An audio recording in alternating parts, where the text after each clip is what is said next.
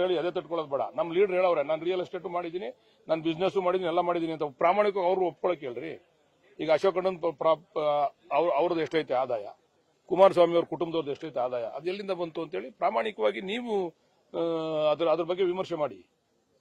ಅವ್ರು ಸ್ಟಾರ್ಟಿಂಗ್ ಅಲ್ಲಿ ಎಷ್ಟಿತ್ತು, ಹೆಂಗಾಯ್ತು, ಈಗ ಎಷ್ಟೈತೆ, ಕುಮಾರಸ್ವಾಮಿ ಅವ್ರದ್ದು ಎಷ್ಟೈತೆ, ನಿಖಿಲ್ ಕುಮಾರಸ್ವಾಮಿ ಅವ್ರ ಹೆಸರಲ್ಲಿ ಎಷ್ಟೈತೆ, ಆಮೇಲೆ ಅವ್ರ ಬಾಲಕೃಷ್ಣ ಗೌಡ್ರ ಹೆಸರು ಎಷ್ಟೈತೆ, ರೇವಣ್ಣ ಹೆಸರಲ್ಲಿ ಐತೆ, ರೇವಣ್ಣನ ಮಕ್ಳ ಹೆಸರಲ್ಲಿ ಎಷ್ಟೈತೆ, ಅವೆಲ್ಲ ಹೆಂಗ್ ಬಂತು? ನಮ್ಮ ನಾಯಕರು ಒಪ್ಕೊಂಡಾಗ ನೀವು ಒಪ್ಕೊಳ್ಳಿ ಪ್ರಾಮಾಣಿಕವಾಗಿ. ನಾನು ಬಿಸ್ನೆಸ್ ಮಾಡಿದ್ದೀನಿ, ನಾನು ಸಂಪಾದನೆ ಮಾಡಿದ್ದೀನಿ ಅಂತ ಕದ್ದು ಮುಚ್ಚಿ ಯಾಕೆ ಮಾತಾಡ್ತೀರಾ ನೀವು? ನಾಟಕ ಆಡೋದು ಬೇಡ ರೀ. ಯಾರು? ಅಶೋಕ್ ಅಣ್ಣ ಹೆಸರು ಪ್ರಾಪರ್ಟಿ ಐತಲ್ಲ, ಅದು ಕೋಟ್ಯಾಂತರ ರೂಪಾಯಿ ಪ್ರಾಪರ್ಟಿ ಹೆಂಗ್ ಬರ್ತದೋ ಹೇಳಿ? ಅವ್ರು ಮಂತ್ರಿ ಆದ್ಮೇಲೆ ಬಂದಿರೋದು, ಮಂತ್ರಿ ಆಯ್ಕೆನ ಮುಂಚೆ ಎಲ್ಲ ಬಂದಿರೋದು, ಎಲ್ಲಿ ಬಂತದಲ್ಲ? ರಾಜಕೀಯ ಬರೋಕ್ಕಿಂತ ಮುಂಚೆ ಇದನ್ನ ಜಮೀನು ತಗೊಂಡಿದ್ದು ಡಿ.ಕೆ. ಶಿವಕುಮಾರ್ ಅವರು 400 ಕೋಟಿ ಆಗೋದು, ನೀನು ಏಕಾಏಕಿ 1,400 ಕೋಟಿ ಆಗೋದು ಅಂತ ಮಾಡವ್ರೆ. ಅವ್ರು ಹೇಳೋರಲ್ಲ, ನಾನು ಬಿಸ್ನೆಸ್ ಮಾಡಿದ್ದೀನಿ. ಆಮೇಲೆ ಅವರು ಮೊದಲಿಂದನೂ ಕೂಡ ಬಿಸ್ನೆಸ್ ಮಾಡ್ತಾವ್ರೆ. ಆಮೇಲೆ ಇವ್ರಂಗೆ ಸುಳ್ಳು ಹೇಳೋದಿಲ್ಲ ಅವರು. ಡಿ.ಕೆ. ಶಿವಕುಮಾರ್ ಅವರು ಸತ್ಯ ಹೇಳ್ತಾರೆ. ನಾನು ಬಿಸ್ನೆಸ್ ಮಾಡಿದ್ದೀನಪ್ಪ, ನಾನು ಸಂಪಾದನೆ ಮಾಡಿದ್ದೀನಿ, ನಾನು ಪ್ರಾಫಿಟ್ ಬಂದಿದೆ, ನಾನು ಹಾಕಿದ್ದೀನಿ, ನನ್ನ ಆದಾಯ ನೋಡ್ರಿ. ಈ ದೇಶದಲ್ಲಿ ಇರ್ತಕ್ಕಂಥ ಎಲ್ಲ ಇಲಾಖೆನೂ ತನಿಖೆ ಮಾಡ್ಬಿಟ್ರಲ್ರಿ ಇವ್ರನ್ನ. ಇವ್ರು ತನಿಖೆಗೆ ಒಪ್ಕೋತಾರ ಕೇಳ್ರಿ.